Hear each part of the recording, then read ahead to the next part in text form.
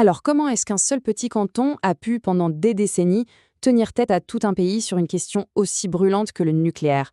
C'est ça, l'histoire de Genève. C'est vraiment l'histoire d'un petit canton qui a dit non, quand tout le pays, ou presque, disait oui. Genève, une ville qu'on connaît pour la paix, la diplomatie, mais qui est aussi devenue le cœur de la résistance antinucléaire en Suisse. Première partie, un village à part. Pour comprendre tout ça, il faut vraiment qu'on remonte le temps, jusqu'au début de l'ère atomique, une époque pleine d'optimisme. Dans les années 50, il y avait cette grande campagne internationale, l'atome pour la paix. L'idée, c'était de promouvoir le nucléaire pour des usages civils. On nous promettait un futur radieux avec une énergie propre, abondante. C'était la grande utopie de l'époque et en 1955, Genève a même accueilli une conférence sur ce thème. Mais tout le monde n'était pas convaincu, loin de là. Le philosophe Jacques Greenwald, qui était présent tout jeune à l'époque, a eu des mots très durs des années plus tard. Pour lui, c'était une vaste mascarade, du bluff. Il disait, en réalité, l'atome, c'est d'abord pour la guerre. En gros, il voyait ça comme un écran de fumée pour cacher la course à l'armement nucléaire. Deuxième partie, la remise en question de la Big Science. Ce scepticisme, il va grandir avec les années. Et il va se cristalliser autour d'une institution genevoise mondialement connue, le CERN. Le CERN, c'était vraiment l'image d'Épinal, la science pure au service de l'humanité. Une sorte d'utopie scientifique. Mais dans les années 80, une autre vision a commencé à émerger. Une réalité bien moins reluisante. On a commencé à parler des conditions de travail difficiles, des risques pour l'environnement qui étaient ignorés. Bref, le sentiment que la recherche passait avant tout, y compris avant la vie humaine. Et des voix se sont élevées pour le dire. Il y avait les syndicalistes, comme Lucie Lanous, qui dénonçaient les conditions des sous-traitants. Il y avait les écologistes, qui s'inquiétaient pour la nappe phréatique, et puis des militants, des intellectuels comme Denis de Rougemont, qui remettaient en cause ce gigantisme, ce manque de contrôle démocratique sur ces grands projets. Ce qui est fascinant, c'est que même les plus grands partisans du CERN ont fini par douter. L'exemple le plus frappant, c'est celui du journaliste Robert Young. En 1968, il écrit un livre qui est une vraie déclaration d'amour au CERN. Il y croit dur comme fer. Et puis, avance rapide jusqu'en 1985, il écrit la préface d'un livre très critique, et là, il admet que sa vision d'avant était complètement naïve.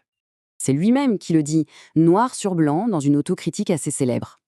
Il écrit « Dans mon premier bouquin, j'étais dans le fond encore naïf. Je me suis fait berner à l'époque. » Berné, le mot est fort, il a vraiment eu le sentiment de s'être fait avoir par ce mythe d'une science qui serait totalement neutre, apolitique. Ce scepticisme, il n'était pas que théorique, il était aussi très intime, très personnel. Le militant Philippe de Rougemont raconte ce souvenir d'enfance, un souvenir qui fait froid dans le dos. Son grand-père qui lui murmure que, oui, les dirigeants du monde connaissent parfaitement les dangers du nucléaire. Et son grand-père ajoute, ils savent. Imaginez le choc de comprendre que les adultes acceptent ce risque en toute connaissance de cause. Troisième partie, un tournant décisif. Pendant tout ce temps, des décennies durant, les autorités fédérales à Berne balayaient les inquiétudes genevoises d'un revers de la main. Pour eux, c'était de la panique, rien de plus. On avait vraiment une fracture nette entre deux visions du monde. D'un côté, le gouvernement fédéral, qui mettait l'accent sur la croissance, les besoins énergétiques du pays, et de l'autre, Genève, qui se focalisait sur les conséquences humaines, la sécurité. Berne accusait les Genevois paniques, et Genève répondait « Vous sous-estimez les risques ». C'était un vrai dialogue de sourds qui a duré très très longtemps. Et puis, mars 2011, un nom qui a tout changé, Fukushima. Et là, d'un coup, tout bascule. Ce qui passait pour de la panique, de la paranoïa genevoise, ça ressemblait soudain à une prophétie. La catastrophe de Fukushima a donné raison, tragiquement, à des décennies de mise en garde. Ça a forcé toute la Suisse à revoir complètement sa position sur le nucléaire. Quatrième et dernière partie, un débat inachevé. On pourrait croire que Fukushima a clos le débat. Mais en fait, pas du tout. L'histoire est loin d'être finie. Aujourd'hui, le débat a simplement changé de visage. Parce qu'une nouvelle menace est apparue, ou du moins, elle est devenue centrale, la catastrophe climatique. Et la question qui se pose maintenant est terrible. Est-ce que le nucléaire, avec tous ses risques, est devenu une solution écologique? L'argument a complètement changé de nature. L'idée aujourd'hui, pour certains, c'est qu'il faut peut-être accepter le risque d'un accident nucléaire pour éviter le pire, c'est-à-dire le changement climatique. En somme, c'est le prix à payer pour ne pas avoir à changer radicalement notre mode de vie qui est très, très gourmand en énergie.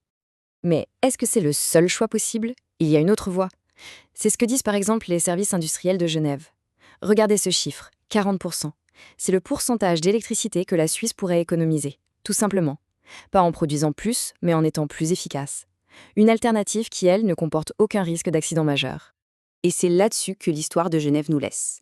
Elle nous ramène à une question absolument fondamentale. Face aux catastrophes qui nous menacent, que ce soit le climat ou le nucléaire, quels risques sommes-nous vraiment prêts à accepter pour notre avenir? La question reste ouverte.